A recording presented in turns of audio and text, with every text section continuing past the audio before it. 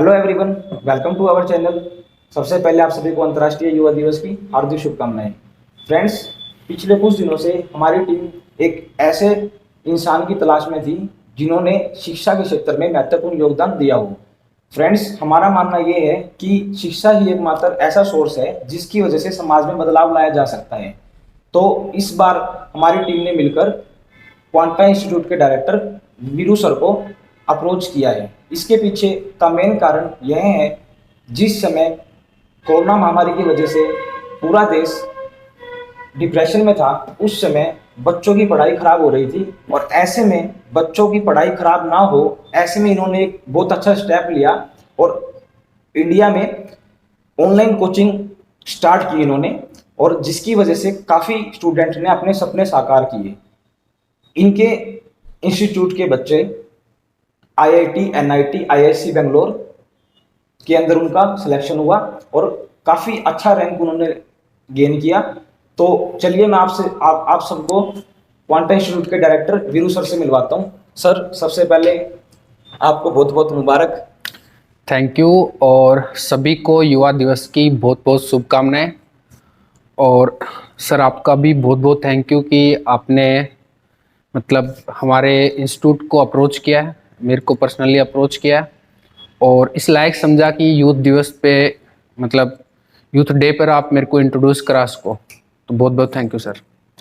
Sir, ये तो हमारा सौभाग्य है क्योंकि यूथ ही एक ऐसी चीज़ है जो चेंज लेके आ सकती है, क्योंकि आप सबको पता है कि यूथ ही बैकबोन होती है कंट्री की। आगे जाके युवा ही जाके देश में आगे बड़े बड़े पदों पे जाते हैं, जॉब करते हैं और देश को संभालते हैं।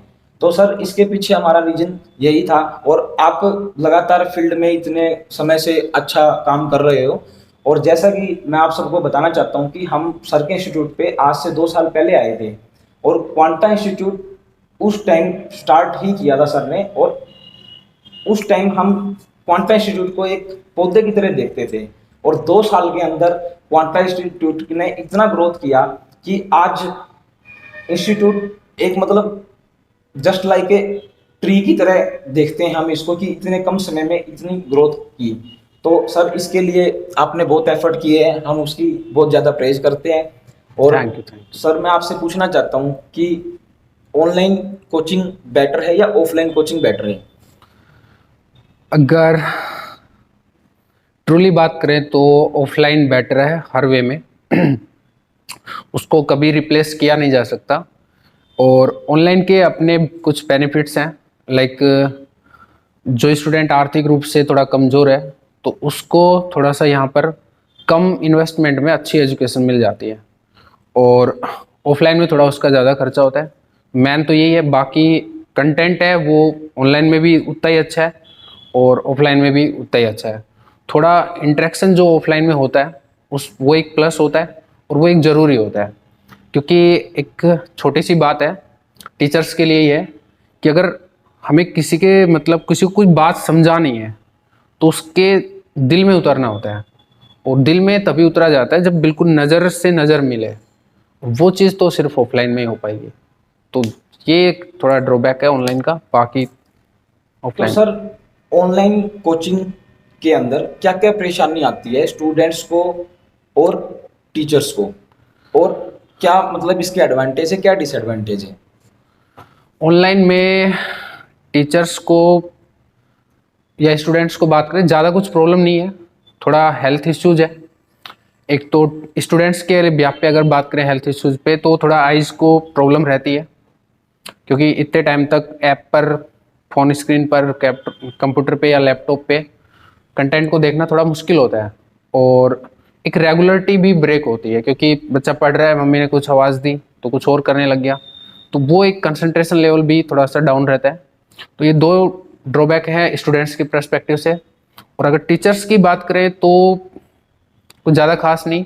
कुछ टीचर्स को दिक्कत होती है ऑनलाइन पढ़ाने में, और अगर मैं पर्सनली बात करूँ तो थोड़ा ज़्यादा एनर्जी चाहिए होता है। टीचर जो 5 घंटे ऑफलाइन में क्लास लेता है, वो यहाँ पर 1 से 1.5 घंटे में बिल्कुल थक जाएगा, क्योंकि खुद से बात करना होता है। ये डिफ़िकल्ट टास्क है, ये एफएम वाले करते हैं, हम टीचर्स को बिल्कुल सामने स्टूडेंट बैठा हो तो पढ़ाने की आदत होती है, तो ये थोड़ा सा ड्रॉबैक है टीचर्स के लिए। सर एक मैं ये जानना चाहता हूँ कि ऑनलाइन कोचिंग से भी बच्चा कहीं अच्छे लेवल पर जा सकता है, मतलब अच्छा हाँ मुकाम हासिल बिल्कुल कर बिल्कुल सकता है बिल्कुल। Rather than offline. नहीं, दोनों, ये चीज़ दोनों जगह पॉसिबल है। बच्चा ऑफलाइन में भी मतलब एक्सेल करेगा और ऑनलाइन में भी करेगा। तो ऐसा कोई लॉजिक नहीं है कि ऑनलाइन स्टडी करने से ही ज़्यादा बेनिफिट होता है? नहीं, ये कोई लॉजिक नहीं है, बेनिफिट तो ऑफलाइन के ज़्यादा है, क्योंकि वहाँ पे यार एक टीचर को आप सामने से देखते हो, उसकी पर्सनैलिटी से जो सीखने को मिलता है वो सीखते हो, और उससे आप मुंह मतलब वो आपका चेहरा पड़ता है, उससे आपके हाव भाव समझ में आते हैं, आपके वो अंदर झाँक देता है पूरा चेहरे से, तो वो तो अलग चीज़ है देखो। और बाकी वैसे कोई नुकसान नहीं है पढ़ाई कंटेंट में, जो और चीज़ें होती हैं ना जो पर्सनैलिटी डेवलपमेंट से रिलेटेड है, वो सीखने को तो ऑफलाइन में मिलती है, ऑनलाइन में उतना मतलब वो नहीं है, एक्सपोजर नहीं हो पाता टीचर का उतना। और दूसरा, टीचर को सीधे डायरेक्टली कंटेंट पे ही बात करनी होती है, इधर उधर कोई बात नहीं कर सकता। ऑफलाइन में थोड़ा मन लगा रहता है, क्योंकि डायलॉग बाजी हो जाती है हर टाइप की क्लास में, ये थोड़ा सा है।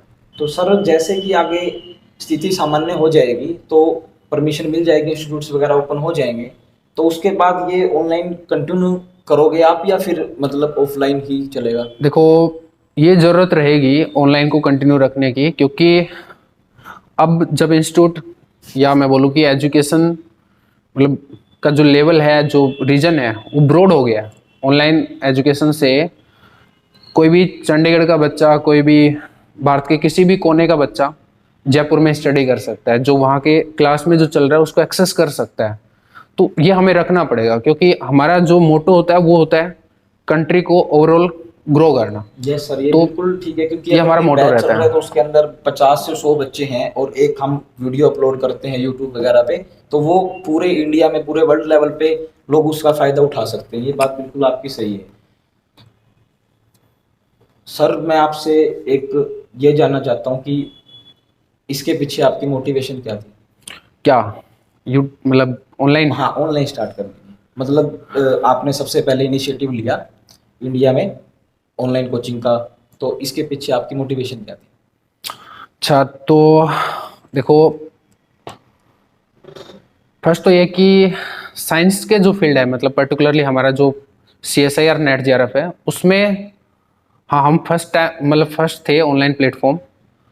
तो उसके पीछे मोटिवेशन तो मैं बोलूँगा कि यही था प्राइमरली, कि जो मतलब बच्चे ऐसे हैं जिनको एजुकेशन मिल नहीं पाती है, इस लेवल की एजुकेशन मिल नहीं पाती जो मैं प्रोवाइड करा सकता हूँ, उसको मैं फ्रीली एजुकेशन प्रोवाइड कराऊँ यूट्यूब के थ्रू। मेरा टारगेट था कि मैं पूरा कोर्स अपलोड करूँ, हालांकि उसमें टाइम लगता 5 to 6 ईयर अप्रोक्सीमेटली, बट यही था मेनली प्राइमरी जो रीजन है वो ये था कि मैं स्प्रेड करूँ, क्वालिटी को स्प्रेड करूँ, क्योंकि उसका जो इम्पैक्ट है वो सोसाइटी पर बहुत गंभीर रूप से पड़ता है, और उससे जो मतलब एक्सटेंशन होता है क्वालिटी का फर्दर, क्योंकि आज मैं पढ़ा रहा हूँ, जो मेरे से पढ़ रहे हैं वो फर्दर किसी ना किसी को पढ़ाएंगे, तो अगर उन्होंने अच्छा पढ़ा है तो वो भी किसी और को अच्छा पढ़ाएंगे। तो बस जो प्राइमरी रीजन था वो यही था कि मैं स्प्रेड करूँ क्वालिटी को। एक सर मैं ये कहना चाहता हूँ कि जैसे हम 2 साल पहले आपके इंस्टीट्यूट पे आए थे, तो उस टाइम पे लड़के से ज्यादा लड़कियां आपके इंस्टीट्यूट पे आती थी, तो उसके पीछे कोई खास वजह थी कि लड़कियों को आप कोई कुछ अलग से डिस्काउंट देते थे, या फिर मतलब क्या रीजन था सर उसके पीछे? वैसे तो ये आपका क्वेश्चन रिपीटेड है, आपने पिछले वीडियो में भी यही सेम चीज़ पूछी थी, एंड अगेन वही है कि जो हायर एजुकेशन है उसमें गर्ल्स का जो रेशो है बॉयज से ज़्यादा है, और जो मतलब मेन रीज़न है वो यही है कि रेशो ज़्यादा होने की वजह से ऑब्वियसली गर्ल्स ही ज़्यादा रहेंगे। और दूसरा, बॉयज़ है ना, उन पर रिस्पॉन्सिबिलिटी रहती है MSc के बाद में, हमारा क्या है MSc के बाद के कोर्सेज होते हैं, तो उन पर रिस्पॉन्सिबिलिटी रहती है थोड़ा सा जॉब वॉब लगने की, घर को संभालने की, तो वो थोड़ा बहुत डाइवर्ट हो जाते हैं हायर एजुकेशन से, मतलब PhD वगैरह की तरफ जाने से। गर्ल्स इस चीज़ को प्रीफर कर पाती हैं क्योंकि उन पर जॉब का उतना प्रेशर नहीं होता जितना बॉयज़ पर रहता है। ये दो प्राइमरी मतलब रीजन है। सर आज जैसे कि यूथ डे है, तो मैं आपसे ये जानना चाहता हूँ कि क्या आप थोड़ा सा इसके बारे में बताएंगे कि कैसे मतलब स्टडी करके मतलब क्या एक फ्लो होना चाहिए स्टूडेंट्स का +2 के बाद, अगर मतलब कोई फिजिक्स के अंदर आगे प्रिपरेशन करना चाहता है नेट JRF वगैरह की, तो क्या मतलब किस तरीके से वो फ्लो में काम करे कि उसके आप यूथ डे पे आप बताओ युवा अच्छा, को, ताकि बिल्कुल। सबको मोटिवेशन मिले। बिल्कुल क्योंकि बिल्कुल। सर मेरा मानना ये है कि कुछ लोग हैं, मतलब गाइडलाइन नहीं मिल पाती, तो उस वजह से लाइफ में कुछ डिसीजन हो जाते हैं गलत, तो बाद में टाइम खराब होने के बाद पता चलता है। तो मैं ये चाहता हूँ कि आप सबको बताएं। बिल्कुल। तो देखो, एक तो सबसे जो मैं बात करूंगा, एक मिसकंसेप्शन है सभी बच्चों को, और इवन मतलब सबको ही होता है, 80% को। बेसिक्स क्या होते हैं इसका थोड़ा सा मिसकंसेप्शन है। लोग समझते हैं कि 12th इज बेसिक्स, बट आपकी जो रियल जर्नी है ना, वो आपकी 12th बाद से स्टार्ट होती है। BSc is your basics. BSc में आप हर बुक को बहुत डिटेल, हर टॉपिक को बहुत डिटेल वे में पढ़ते हो। हर जैसे न्यूक्लियर फिजिक्स आपने 12th में पढ़ा होगा, 10 से 12 पेज थे आपकी बुक में। यहाँ पर पूरी बुक है 200 से 300 पेजेस की, और यहाँ पर कोई लिमिटेशन नहीं होती आपको गेन करने की। आप जितना चाहो डेवलप करते जाओ करते जाओ। तो यहाँ पर है ना, आपको एक सीधी सी चीज ध्यान रखनी है कि जो भी पढ़ो स्टैंडर्ड टेक्स्ट बुक से पढ़ो, फॉरेन ऑथर्स को पढ़ो और डीप में पढ़ो। दूसरा, क्वेश्चंस करो और क्वेश्चंस खुद से बनाओ। दो चीज है जो आपका पूरा करियर बना देंगी। आगे कोई भी एग्जाम हो, आप आईआईटी जैम दो या फिर सीएसआईआर नेट जेआरएफ दो या सम अदर एग्जाम दो, गेट एटसेट्रा, सब में आपको ये जो बेसिक है वो ये चाहिए कि आप खुद से क्वेश्चन अटेम्प्ट करने की कोशिशें की हुई हो। फेल हो जाए कोई बात नहीं है, क्वेश्चन नहीं बना कोई बात नहीं, लेकिन कोशिश खुद की हुई हो। ये मेन फैक्टर है दो। एक लर्निंग बहुत बिल्कुल डीप लेवल पे। एक सर मैं आपसे ये जानना चाहता हूँ कि जैसे कुछ लाइफ में अपने पर्सनल प्रॉब्लम्स होती है जिसकी वजह से लोग आगे मतलब पढ़ नहीं पाते, कुछ एक्सक्यूजेज वगैरह चलते हैं, और कोई भी चीज़ होती है उसमें संघर्ष तो होता ही है। तो एक मैं ये बताना चाहता हूँ कि आपको, आपसे ये पूछना चाहता हूँ कि आपकी जो स्ट्रगल तो किया है आपने बहुत ज़्यादा, वो तो मेरे को तो पता ही पर्सनली, लेकिन मैं चाहता हूँ कि सबको भी पता चले। हालांकि ये थोड़ा पर्सनली क्वेश्चन है, अगर आप कोई नहीं आंसर कोई नहीं, देना चाहो तो। मैं बिल्कुल। देखो, एक सीधा मेरा जो मानना है वो ये है कि कोई भी प्रॉब्लम प्रॉब्लम जब तक नहीं है जब तक उसने आपको मार नहीं दिया। अच्छे से सुनना, कोई भी प्रॉब्लम जब तक प्रॉब्लम नहीं है जब तक उसने आपको डेड नहीं कर दिया, तो फिर सब पार्ट ऑफ जर्नी हो गया। जब तक जिंदा है तो कुछ भी होता रहे, अपना जो मैन जो वर्क है उस पर फोकस रहो। और जो अदर वदर इधर उधर होती हैं वो पर्टर्बेशंस हैं, आप उसको स्ट्रगल के फॉर्मेट में देख लो या सम अदर फॉर्मेट में देख लो। जिस दिन तुमने ये सोचा ना कि मैं स्ट्रगल कर रहा हूं, वो गलती होगी। आप उसको पर्टर्बेशन देखो, दूसरे क्या देखते हैं वो उसको देखने दो, दैट्स इट। तो मैंने कभी मतलब अपनी तरफ से मैं बोलूं तो मैंने कोई स्ट्रगल नहीं किया। I have gone through the stage of development, बस। सर इतने कम समय में, इतनी कम उम्र के अंदर आप एक यूथ आइकन बन गए हो, तो भी मैं अपने आप को यूथ आइकन भी नहीं बोल सकता। ये मेरा सौभाग्य है कि आप लोगों ने मुझे अप्रोच किया, लेकिन मैं खुद को कंसिडर नहीं कर सकता क्योंकि अभी बहुत इमारतें गिराना बाकी है, अभी बहुत ऊपर जाना बाकी है। आगे का आपका विजन क्या है सर? विजन, मैं अपने आप को ऑल ओवर इंडिया लेवल पर लाइक इस टाइप के प्लेटफॉर्म के रूप में एक ऐसे पर्सनालिटी के फॉर्मेट में देखना चाहता हूँ कि बंदा अगर मेरे से पढ़े ना तो वो ये बोले कि हाँ भाई दम है, क्लियरिटी है एकदम, जो कुछ पढ़ा है ना वो एकदम पानी की तरह क्लियर है, दैट्स इट। और कोई टारगेट नहीं है, और जो रेंज है वो कंट्री के बाहर तक हो। जो भी मेरी लैंग्वेज को समझ पाए वो देखे मेरे को, दैट्स इट। बस सर अंत में मैं आपको यही कहना चाहता हूँ, यही पूछना चाहता हूँ आपसे कि आज यूथ डे है, युवा दिवस पे आप सब यूथ को क्या संदेश देना चाहते हैं? वैसे तो मैं इतना बड़ा नहीं हूँ कि मैं संदेश दूं, बट भाइयों वाली एक राय दे सकता हूँ। वो ये है कि आप जो भी कर रहे हो ना तो पूरे दिल से करना है, और उस काम की बारीकियों को पहले समझना है।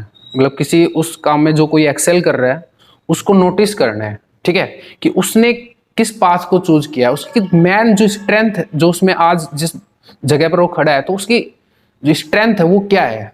जैसे मैं अगर टीचिंग प्रोफेशन की बात करूं तो टीचर्स की, जो बड़े टीचर्स होते हैं ना, जो मतलब स्ट्रेंथ रखते हैं, उनकी एक बात खास ये है कि वो डिलीवर बहुत अच्छा करते हैं। दूसरा, वो जो खुद है ना अपने आप को बहुत स्टैंडर्ड टेक्स्ट से प्रिपेयर करते हैं। तो आपको अपने आप को प्रिपेयर करना है और एक बहुत ही स्टैंडर्ड फॉर्मेट में करना है। और अपना जो समय है, जो मैंने बता दिया कि जो छोटी मोटी समस्याएं हैं ये वो सब जस्ट पर्टर्बेशंस है, उनको एज ए पर्टर्बेशन रखो। और बस जो आपने सोचा है उस पर फुल्ली फोकस्ड होके काम करते रहो, दैट्स इट। चीजें होती रहेंगी, up down is the part of life, life is like a sine wave, that's it. Up down होते रहेंगे, but you have to move, बस मूव करते रहो।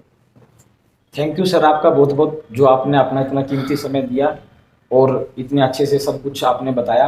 लास्ट में मैं आप सबसे यही रिक्वेस्ट करता हूँ कि NET JRF BSc MSc GATE के लिए अगर किसी को भी फ्री ऑफ कॉस्ट कोचिंग। या ma'am let me introduce. Yes. तो सभी यूथ्स को एक छोटा सा हमारी तरफ से एक पहल है, उसके बारे में बताना चाहूँगा। हम जो बीएससी और एमएससी का जो कोर्सेज होता है उसको फ्रीली अवेलेबल करा रहे हैं through out the country, her medium में कोशिश कर रहे हैं, इंग्लिश और हिंदी दोनों मीडियम में। और जो पूरा कंटेंट है बीएससी और एमएससी का, द पिलर्स के नाम से यूट्यूब पर चैनल है, उस पर अक्रॉस द कंट्री फैकल्टीज हैं जो काम कर रही हैं। और अभी वो सब नए हैं, लेकिन धीरे धीरे टाइम के साथ में एक्सपीरियंस्ड होंगे और एक जो कंटेंट है बहुत ही शानदार कंटेंट लाने की हमारी कोशिश है वहाँ पे। तो आप एक बार द पिलर्स को भी जाके देख सकते हो, लिंक डिस्क्रिप्शन में मिल जाएगा आप सब बिल्कुल। लोगों को। ठीक है, अंत में बस यही कि आप सबको अंतर्राष्ट्रीय युवा दिवस की हार्दिक शुभकामनाएं। सर का बहुत बहुत धन्यवाद करते हैं। अंत में मैं अब वीरू सर का धन्यवाद करता हूं, जिन्होंने अपना कीमती समय दिया, और साथ में नीरज सर और प्रवीण सर को बुलाना चाहता हूं, स्टेज पे आए और सभी अपने हाथों से सर को सम्मानित करें। आइए सर।